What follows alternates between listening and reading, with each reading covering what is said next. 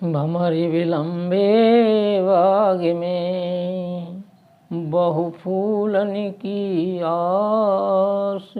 जीव विलंबे विषय में, अंतहु चले निराश।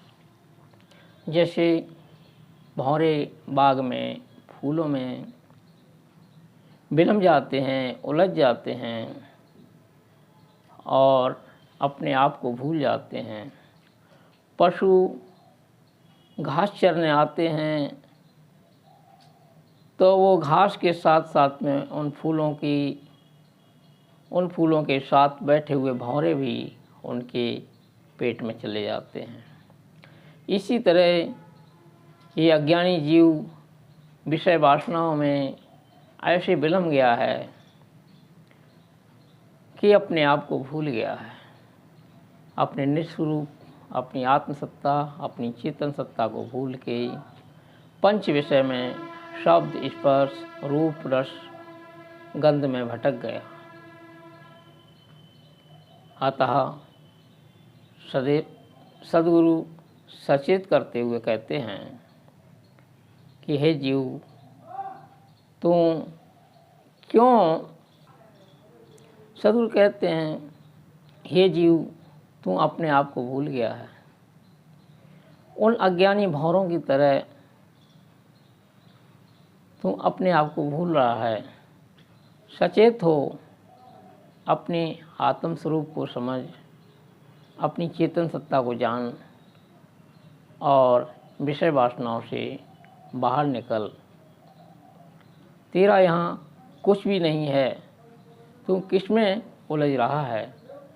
सब नाशवान हैं, सारे विषय नाशवान हैं, क्षणिक हैं और क्षणिक सुख के लिए तू अनंत दुख मोल ले रहा है।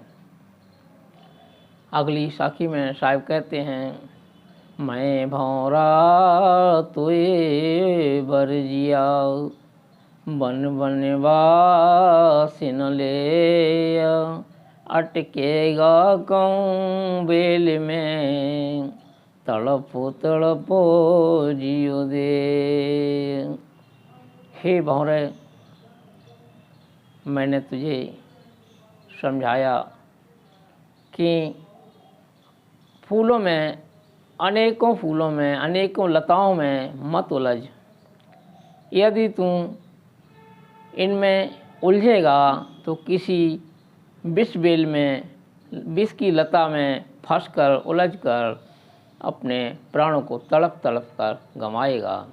सद्गुरु भंवरे का उदाहरण देते हुए जीवों को सचेत करते हुए कहते हैं, ऐ जीव, तुम अनेक विषय वासनाओं में मत भटको।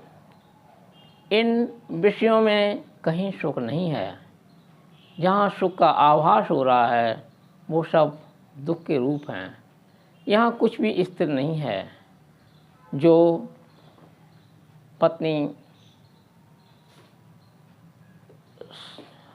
प्राणों से प्रिय लगती है वो कुछ समय बाद अनस्वाती हो जाती है।